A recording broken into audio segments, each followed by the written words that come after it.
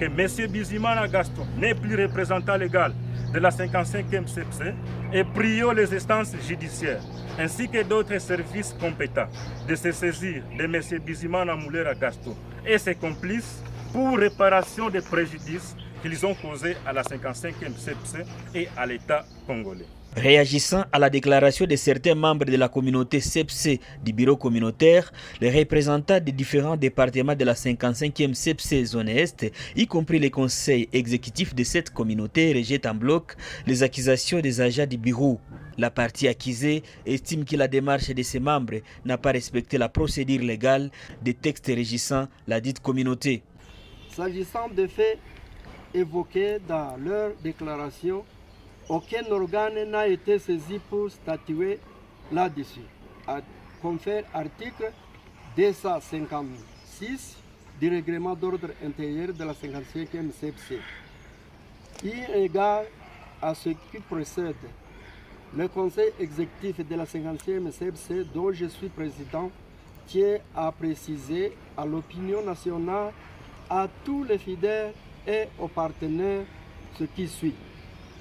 La déclaration faite par les jeunes rebelles est nulle et de nul effet, car ne respectant pas la procédure légale des textes régissant la 55e CEPC, confère article 251 du règlement intérieur de la 55e CEPC.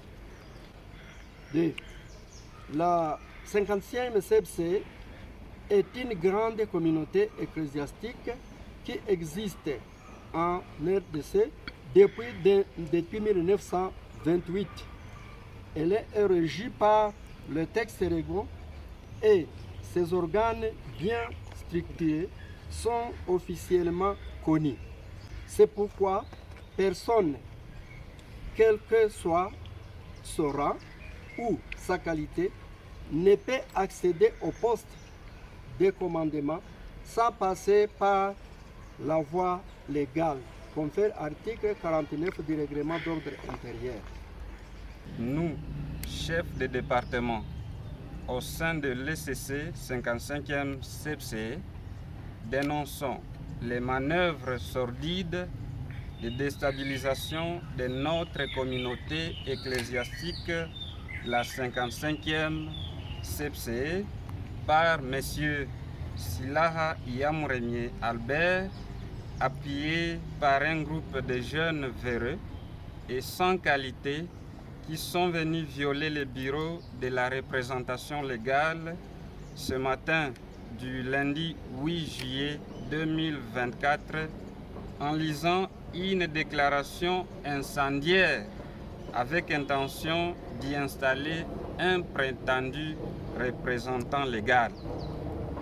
Nous informons toute l'opinion nationale qu'internationale que la 55e CEPC a ses dirigeants légalement établis à la personne du révérend docteur Honoris Causa Bizimana Moulera Gaston et le vice-représentant légal, le révérend docteur Honoris Causa Gombi Kasokero Amos.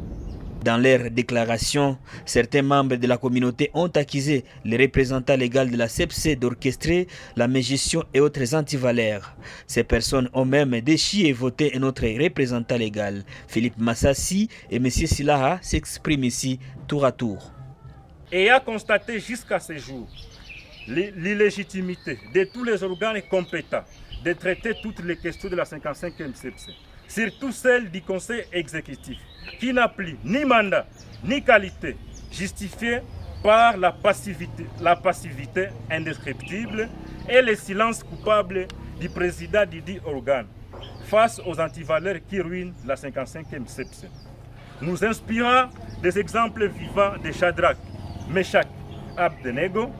Nous, fils de la 55e CEPC et citoyens congolais avertis, venons de décider à ce jour de prendre toutes les questions de la 55e CEPC à main.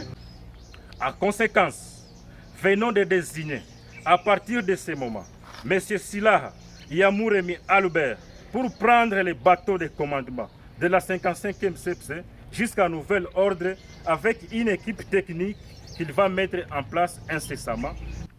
Oui, vous savez, quand quelqu'un est accusé d'avoir volé, vous à la tête de celui-là qui a été accusé comme voleur, la qualité que vous devez prôner, c'est de ne pas voler comme lui. Ça veut dire, tout ce qui était ces défis, pour nous, nous sommes obligés de les bannir et faire avancer notre communauté.